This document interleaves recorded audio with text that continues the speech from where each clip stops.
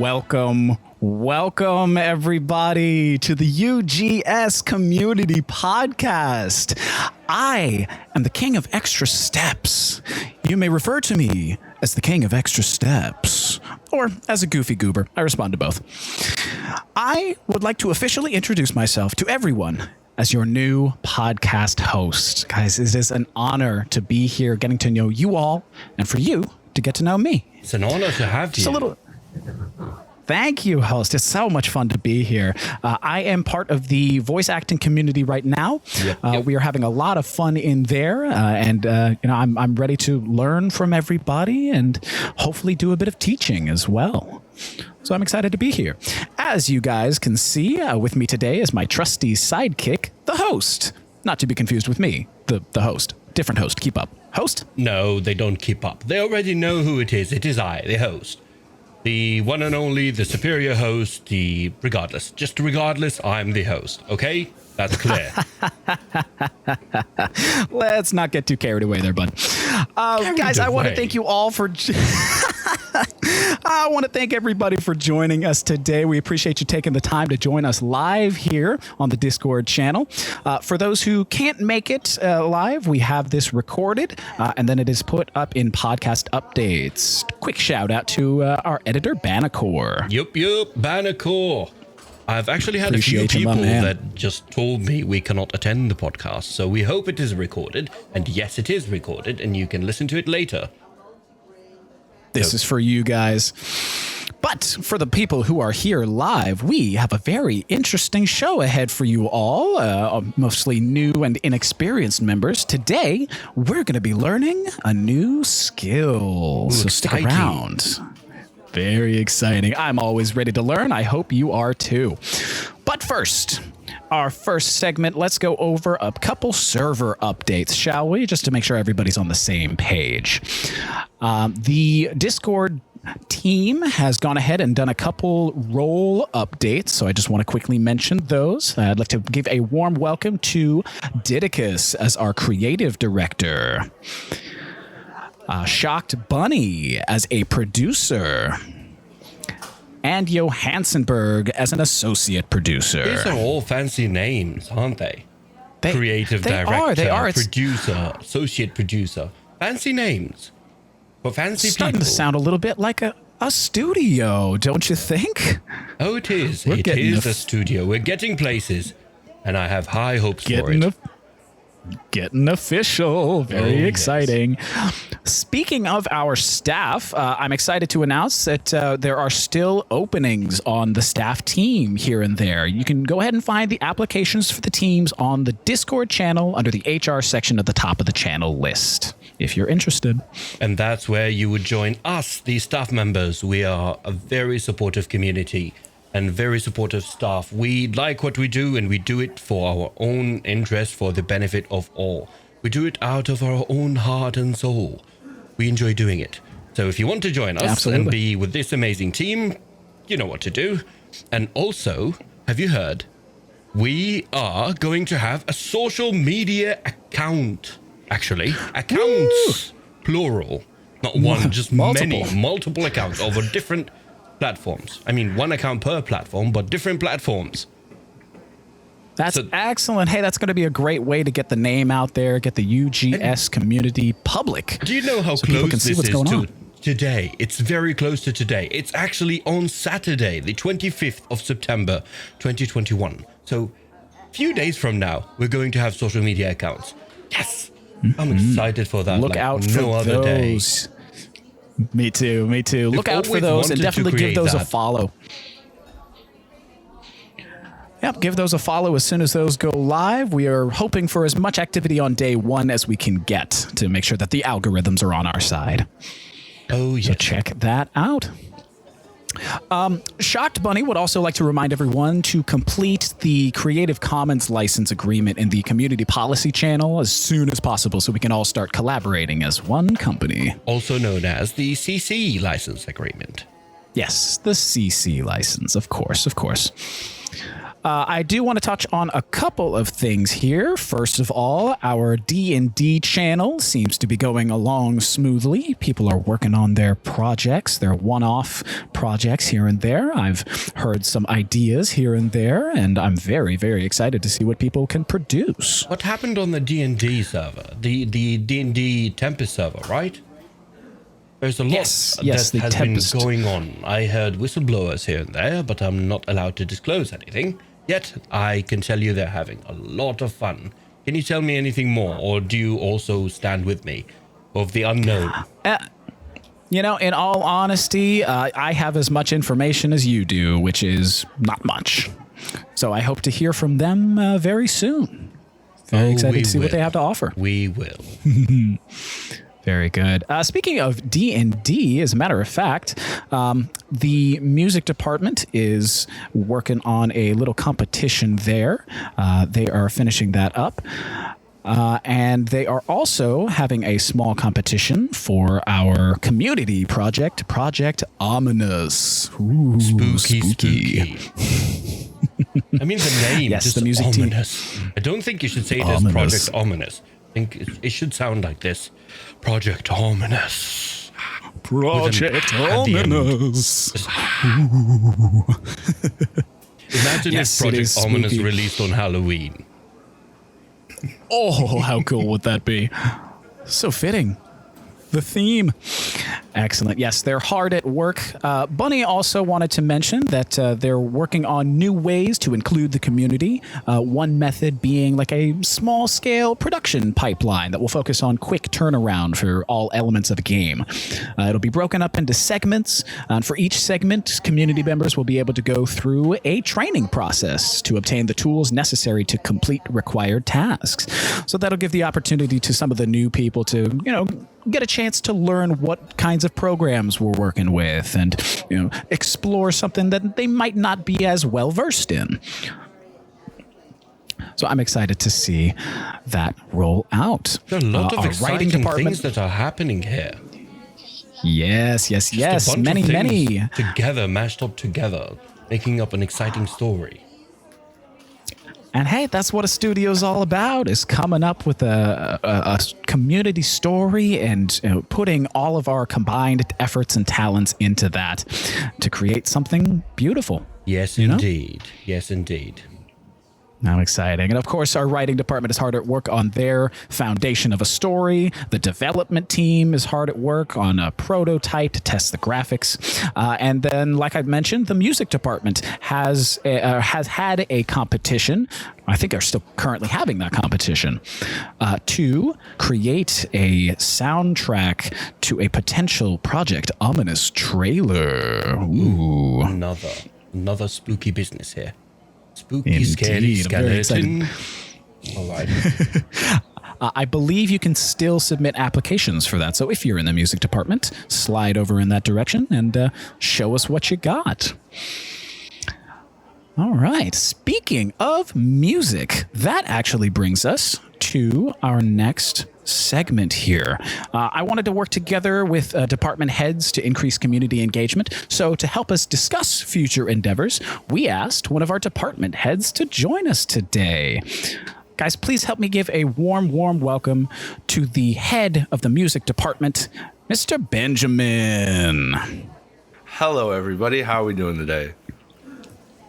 Glad you can make it out today, Benjamin. Dude, thank you so much for joining us today, man. I'm sure you've got a very busy schedule, but we appreciate you taking the time. Of course.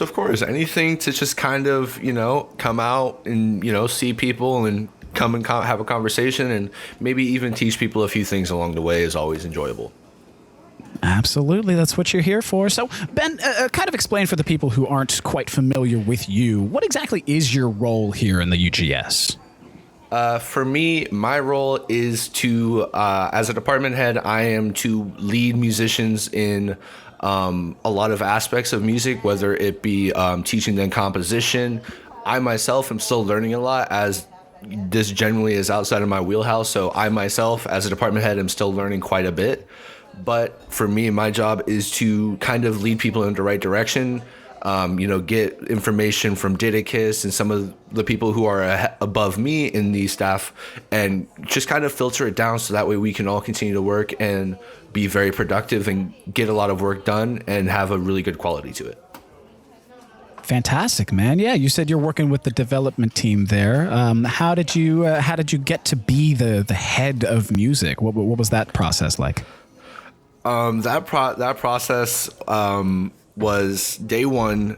I was just kind of like, we were in a VC. It was just VC1 with a bunch of musicians, and eventually I was just like saying, hey, welcome to the music chat. My name's Benjamin, and I play these instruments. Just kind of getting information from the musicians who were joining the call, and eventually they were just like, hey, we want you to kind of like be our representative when it comes to voicing our opinions to the staff members and all that kind of stuff.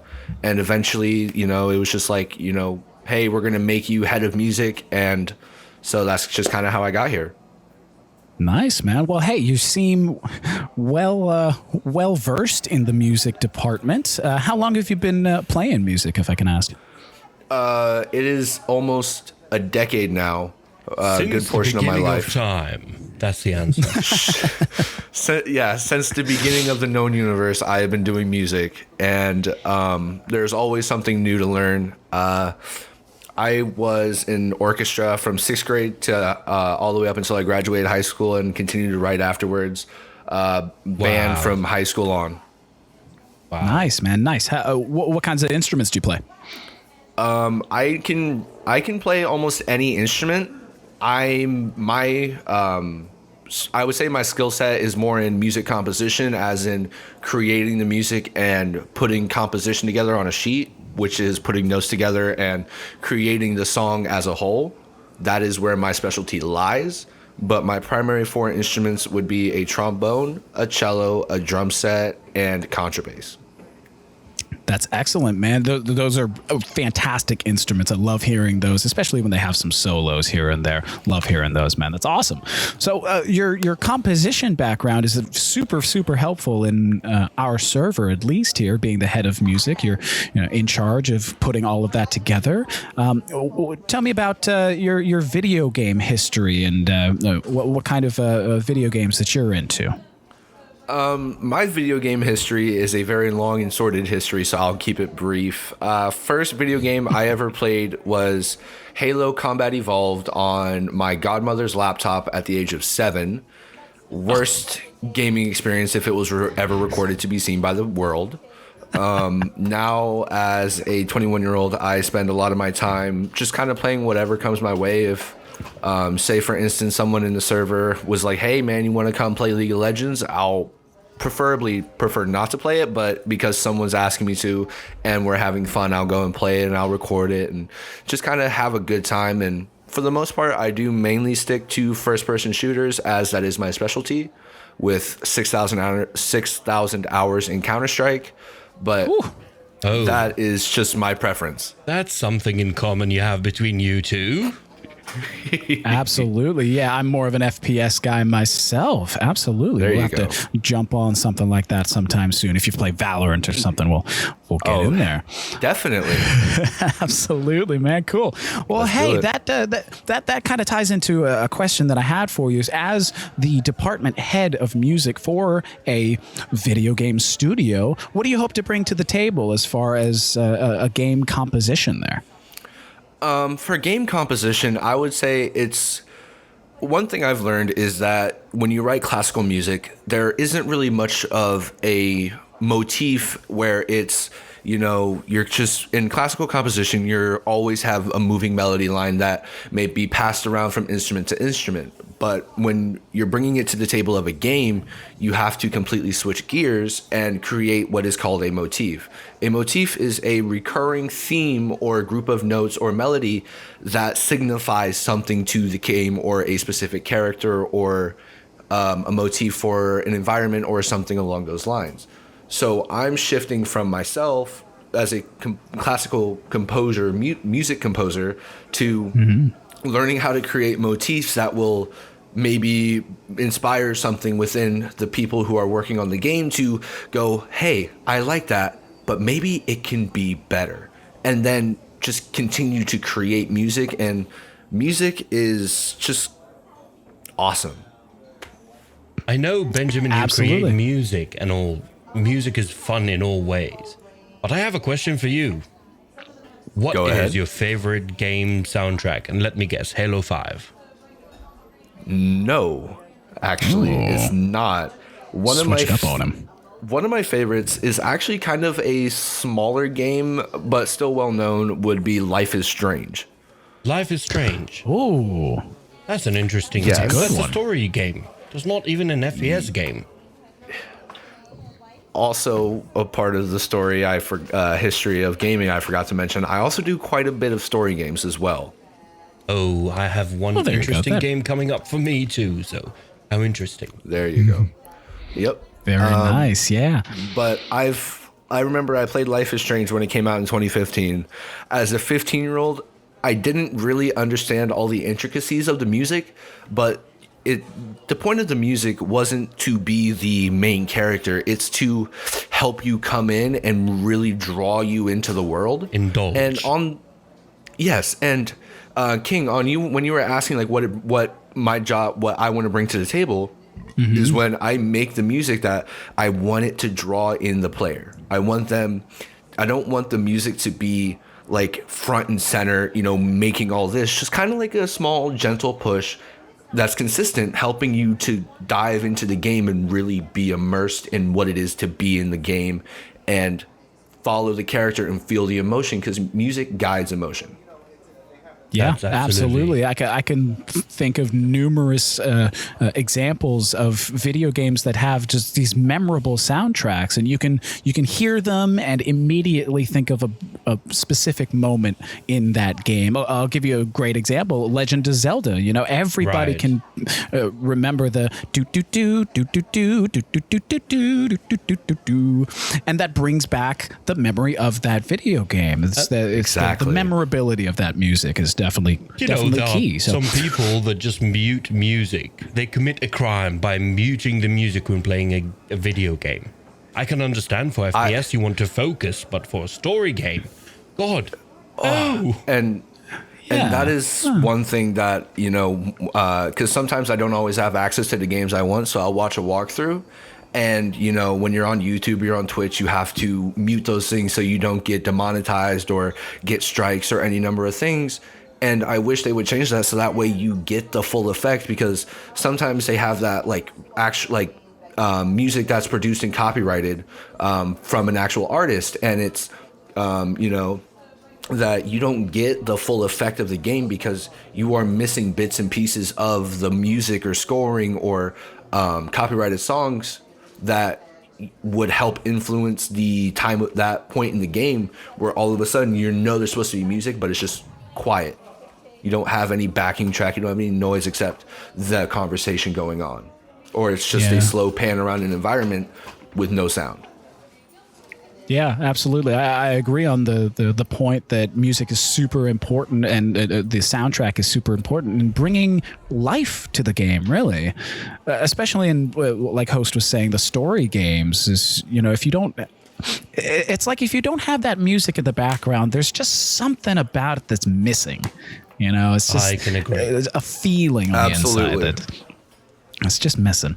So that's awesome. No, I really look forward to seeing what you bring to the table on our projects, at least. But as far as the music aspect goes, I did have a couple of questions for you as far as how to do some of these things. And maybe some people that aren't as well versed in music that are listening in can kind of follow along and kind of better understand what it is that we're talking about when we say motifs and setting the mood and stuff like that. So, Ben, for the folks listening in that may not be part of the music department, can you help explain how to achieve some of the things that we're talking about? So when you're creating a motif, the motif is a reoccurring theme. And for the most part, for me as a composer, I do know quite a few chords, but I use mostly what are called major chords. Those are your most common chords in music, from my understanding. So minor chords are a little bit off. They kind of give you a little bit of a different feeling, versus major chords are more I would say, progressive in movement versus minor chords, which have a slightly more dissonant sound to them. So for Project Ominous, I'm looking at some more minor chord wise to kind of bring in a little bit more of a dissonant sound, I would say. Yeah, along the darker side of things. I can see how that would work. Yeah, absolutely. As far as what major and minor chords are, chords in general might be a little confusing because I myself have tried to teach some people how to play music on a piano or on a guitar, and when I say chord, they're like, "Well, what's a chord?" It's a C chord. What's a C chord? So could you kind of break that down? Okay. Benjamin. So, I just remembered something. I just remembered the day you tried to teach me music. Oh, that was we spent not fun. One full hour, with Benjamin trying to explain to me the musical notation. I had no idea what this man was speaking about for a full hour. So, Benjamin, would you like to explain now? Please. Again. Okay. So the difference between a major and minor chord comes down to one simple change: the third note in the scale. A major chord contains the first, third, and fifth degree of the major scale. So you would have, I would say, about 7 notes in a scale. So the third note changes, and the first and fifth do not change. So you're changing normally. So for the D scale would be D, E, F sharp, G, A, B flat, C, D, and then you would bring it back down. That would be the scale. So that would be the D major scale. Mm-hmm. So it would be D, E, F natural, G, A, B natural, B flat, C, D. That would be. So you're changing that third note. Ah, I see. So you're just changing one little note, and that will change the way the chord sounds entirely. So, and then for the most part, I kind of ignore chords for the most part, and then do what's called an accidental. So an accidental is very simple. When you have no key setting, so everything is a natural sound on your instrument, I would add a flat which lowers the tone, or add a sharp which makes the tone slightly higher. So that way you can always have that natural sound, but then you can consistently bring it into a more flat and ominous kind of sounding, like ominous sound, or you can sharp it and bring it up into a more higher and happier tone. Is the best way I would describe it. There with ominous sound. I see that. I see what you did there, Benjamin.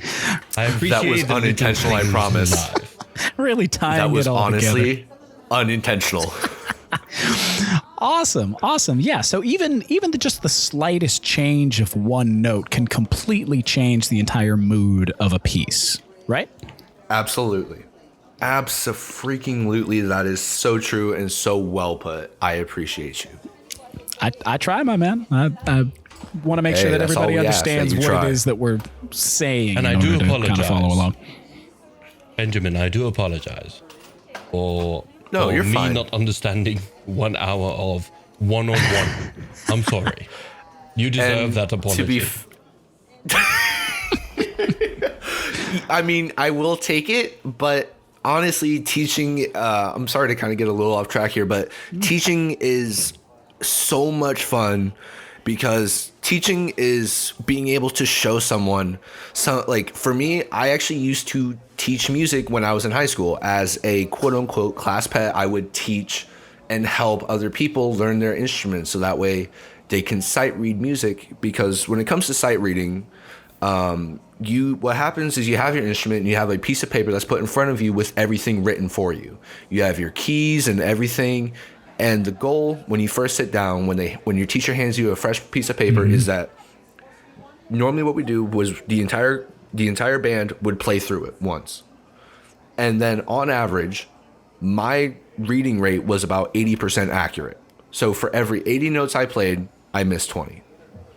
Wow. So to be fair, I'm really good at reading, and that's why my composition skills are very good. Yeah, that was very good. But I have a passion for finding people to and trying to maybe even if they don't truly understand it, they might find it intriguing enough that they will be able to maybe find someone who can teach it the way that they will understand. And I try my best to do that the first time around, but you don't always get it right, and everyone is different. The host is different from me.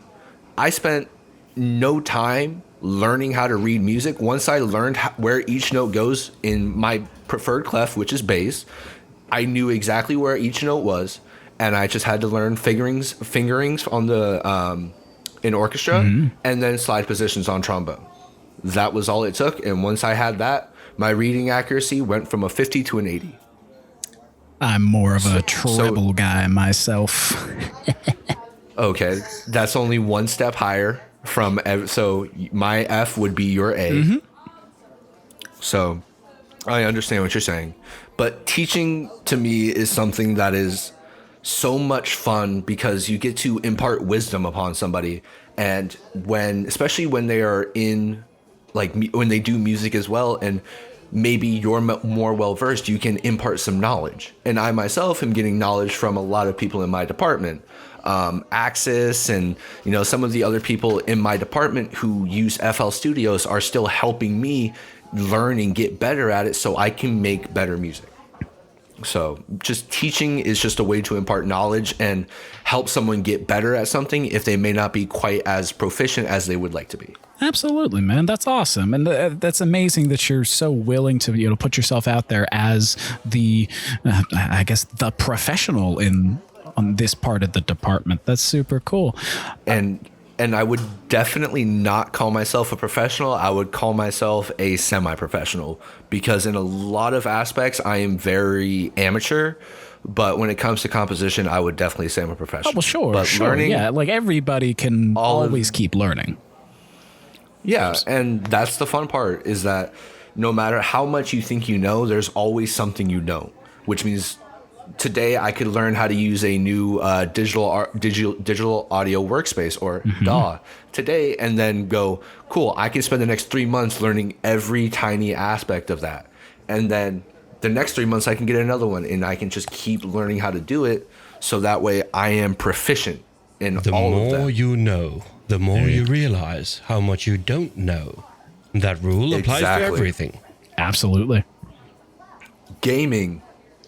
Yeah, gaming as well. There's a lot to learn there, and especially on our end of putting together a game, there's so much to learn. So that's that there is. That's great, man. That's great. I find myself listening to a lot of game scores nowadays. Yeah. Oh, that brings up a great point. What so far besides what was the game that you mentioned earlier? The soundtrack that you Life is Strange. Life is Strange, right? I have heard bits of pieces in that, and I agree it is absolutely beautiful. But if you had to choose another soundtrack, like a memorable soundtrack, which one would you recommend to people to begin their journey of you're exploring? Putting me on the spot like that. That's so rude. Well, I mean, I wasn't ready for that. I feel like give me 1 second. I'm sorry. I have to look for the thing real quick. Sure. While you look for that, I'll talk about one of mine. I for a long time have been playing a franchise called Destiny from the Bungie Studios. Oh, Destiny. Oh, it's a wonderful, wonderful game. I've been playing it since 2014 when it came out. And the original soundtrack for that was co-written by Paul McCartney, which absolutely blew my mind that he was a part of a video game. It was super, super cool. But like I said, you can hear big names. You can hear big names in the video game industry. Absolutely. Big music producers just make music for games. And they're good at it, and that's why they make it for games. Yeah, they're very good at it. Ben, what do you got? So I kind of have a tie for a couple of them. Ooh, okay. So one of them is by far one of my personal favorite games would be Titanfall 2. The music for that, in my opinion, with its mix of traditional composition with electronic composition and sort of EDM dubstep kind of music and that classical rising score at the end, absolutely beautiful. But the only competition it has in my head right now is with the Bioshock series. Interesting. Because Bioshock was, I used to watch my sister play that all the time, and the music for it is so amazing. And by far my favorite game, especially right now as with the game and when it takes place, Bioshock Infinite. Okay. Bioshock Infinite. Okay. So because of the time period it takes place in, listening to some of that music gives inspiration. Playing that game gives some musical inspiration from running around in the game. Nice. I couldn't really get into the Bioshock series. Like, my roommate is such a huge fan as well, and he's been trying to push it on me. But I tried playing the very first game, and it was a very strange experience, to say the least. It's interesting. Yeah, the whole premise of being in this new strange civilization and having to run away from these monster children. King, come on. Video games are just an escape from reality. You don't play video games to mimic your own reality into them. You play them to experience something different, something out of the ordinary. No doubt. But I don't know. I myself have never really been a huge fan of horror. So getting into the Bioshock was just kind of a shock to me. So maybe I have to go a little through. Yeah, maybe I have to play through a little bit more or hear that soundtrack that you were talking about to really immerse me in that story. And on the host note about and yes, people do play video games for an escape. And I myself love playing Borderlands 2 because I'm on a foreign planet playing with a bunch of big toys, aka guns, and I'm blowing stuff up. Who doesn't want to do that with superpowers? I mean, come on. Totally, man. Yeah, that escape is a great point. A lot of people that magic than guns in video games, but that's just me. Oh, okay. Yeah, you're talking to 2 FPS people. Well, I can win the conversation by telling you that I play all games, including FPS, but that's not the topic of the conversation, is it? That's fair. No. That's fair. We are talking about setting the mood. Thank you for getting us back on track, host. So sort of going back to our examples in setting the tone. We were talking about these soundtracks that come up during very important parts in a video game. If we could kind of do like a fake example here to try to give the audience an example of what we're saying on setting the mood, let's use just the premise of Project Ominous as an example. We're having the name itself, ominous, implies darkness and strangeness. So. Despair. Yeah, exactly. So for a score and a soundtrack like that, what kinds of instruments would one might want to use to create that certain vibe? What do you think, Ben? Hold on, Benjamin, don't answer that yet. I think just before instruments, you're going to have things that are enjoyable. A lot of reverb, a lot of echo, a lot of loud things. Benjamin, it's your turn. Explosions. So, yes. So, when it comes to instruments, for me, I love low instruments, whether it be low brass, low woodwinds, or low orchestra. So normally that would my personal favorite when it comes to setting a really dark kind of like undertone. I would have to give that to either a tuba or a bass.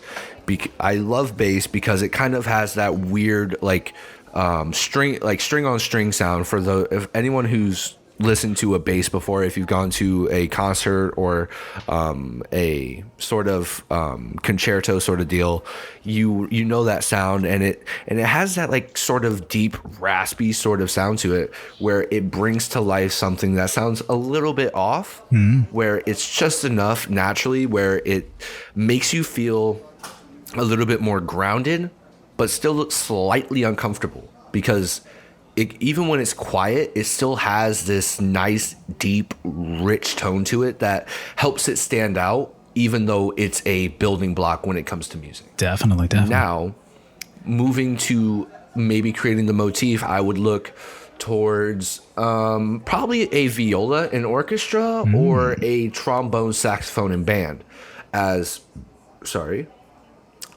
a what were the instruments I just said?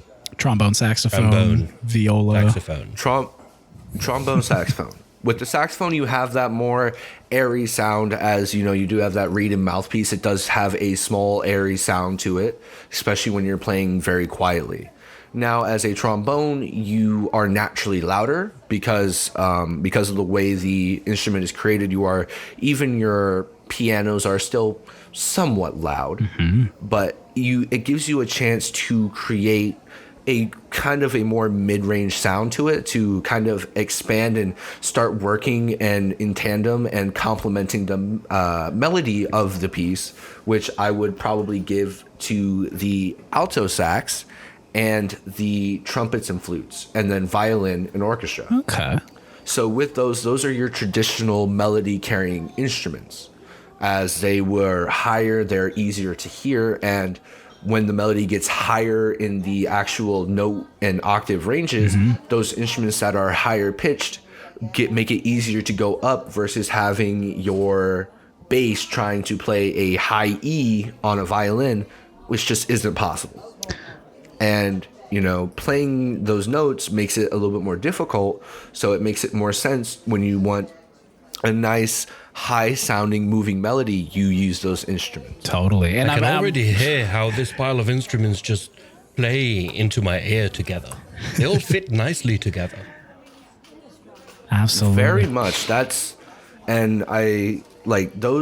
just kind of the way I look at things, is I want them to fit a certain way. And because of the way I've been taught and the way I played for years, that's how I think about it, is your violas, your basses, your tubas, sousaphones, baritones, and trombones, and your bari saxophones are the ones that create the foundation for your music. They are the ones that help you keep time, as they like to play a lot of half notes, quarter notes, whole notes, and eighth notes. And then your mid-range, encompassing your cello, your viola, again in orchestra, your trombone, your baritone, and your tenor sax. Those create your mid-range, where they complement both sides of the spectrum, being the foundation and the melody. Yeah. And then your melodies are every other instrument.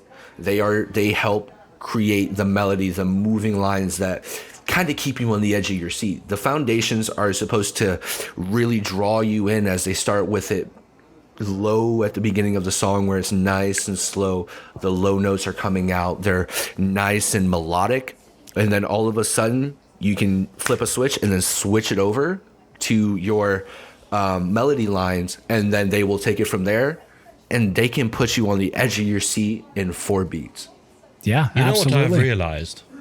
I've realized What? that this conversation had just made me know that music is more than just hearing and more about feeling. Don't you agree? Don't you both agree? Oh, absolutely. Yes.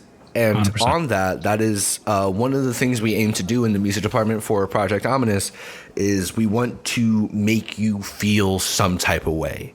We want you, like, even in an emotional scene, we want it to still be quiet, but you can hear, like, the emotion in the song, where it's like someone's, like, say for instance, King and the host, you guys were the main characters, and the host is dying, and King, you're so feeling the emotion.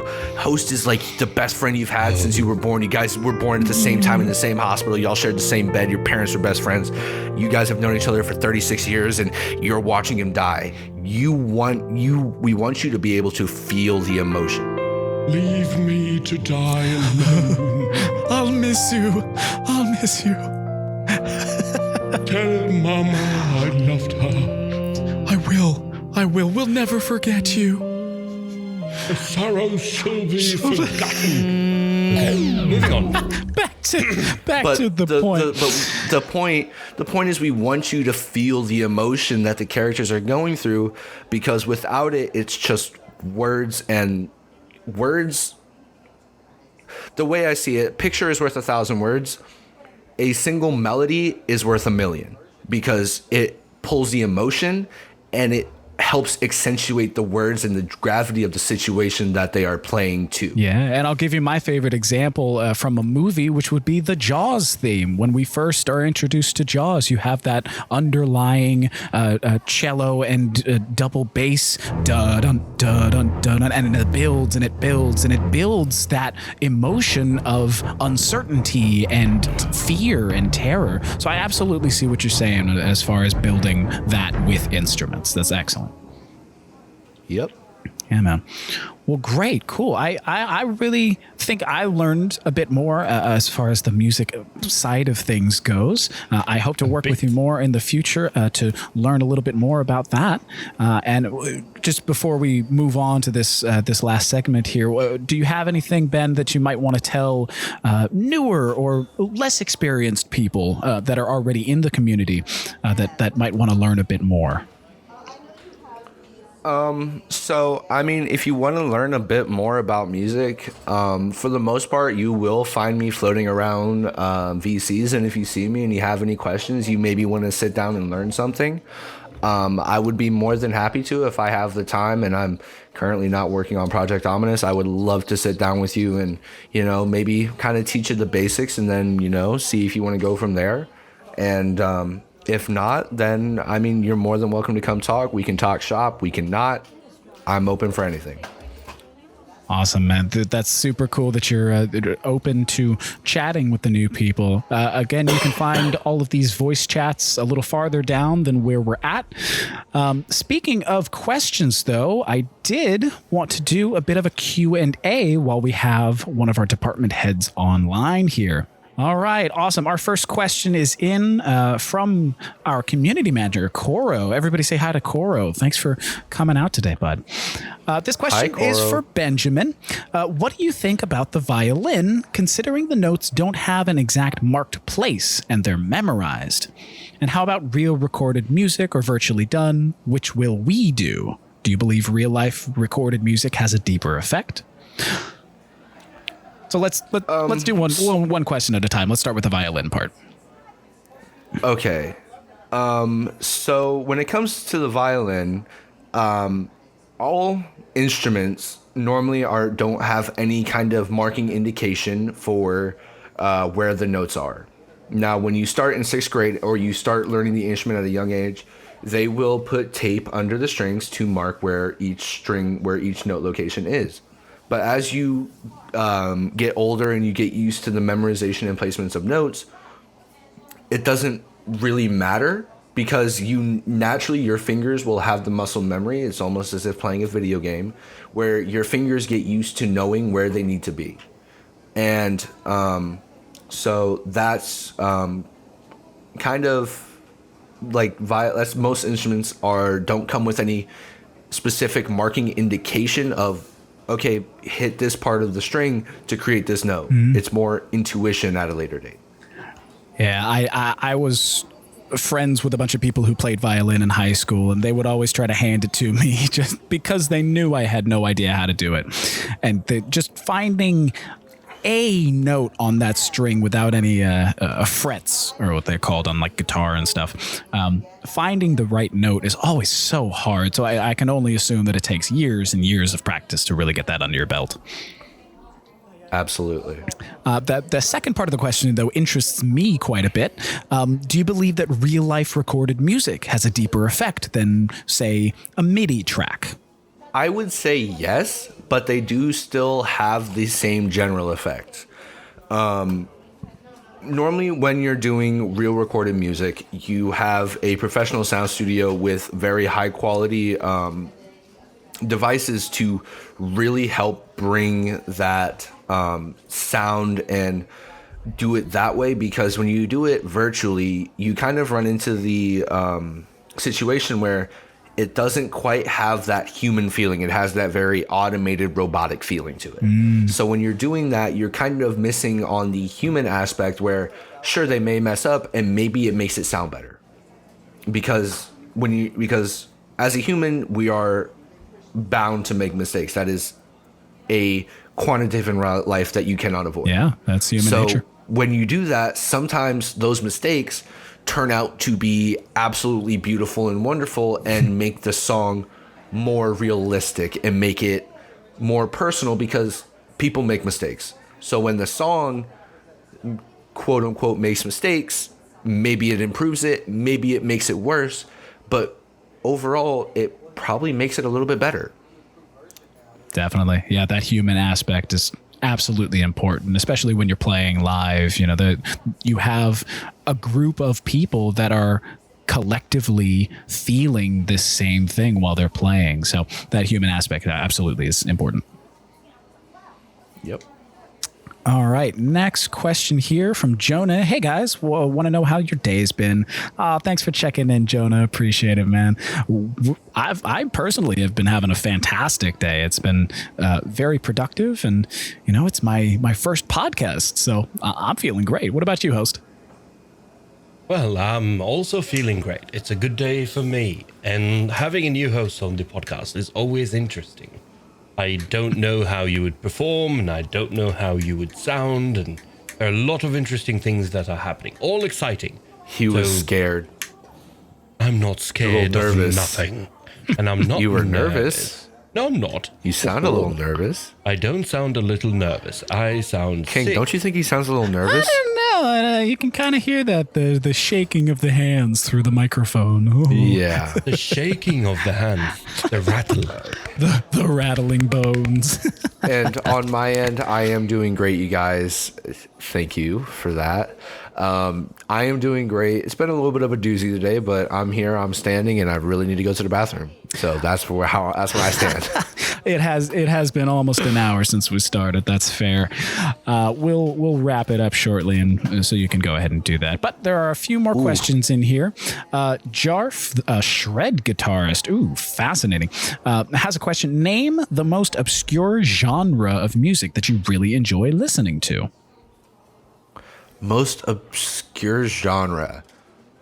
Okay. So that would be Mongolian throat singing. Oh, yes. Oh, you mean the double singing with a high note and low note?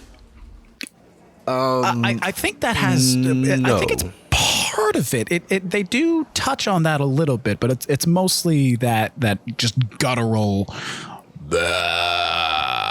sort of deal. Highly encourage you to go look that up. Okay. Oh man! Now we're just making a bunch of noises. So, moving on. Well, I was throat singing. We're having fun. All right. Moon from the story team asks Ben, how would you say you would tackle creating a soundtrack for a game rather than a soundtrack for a movie or a TV or live performances? So creating a soundtrack for a game, I would traditionally like to do it digitally and as someone who's learning how to do it digitally now, it's a little bit more complicated than maybe, say, for instance, Jarf or Axis, who have been using those things for years and are very proficient in them. But the difference between that would be that, like I was saying before, you have a motif. And when you have a motif, you have to make sure you stick to it. So having that digital thing where you can go, cool, I'm going to copy this from this, and then I'm going to copy it into this instrument, and then you can move it around and tweak it to fit that instrument so it sounds right, makes it easier to keep that motif going within the soundtrack. Now, when you're creating a soundtrack for a movie, TV / live performance, those things where the motif doesn't matter as much, it's more of just trying to draw people in. It's more about having, I would look at it as having fun, but kind of like a job interview at the same time, because you are, instead of sitting in front of one person asking a few questions, it's cool. It's a completely one-sided conversation for instance, at a live performance, the people on stage are doing all the talking. And then it's up to you, the audience, to go, oh, heck yeah, that was amazing.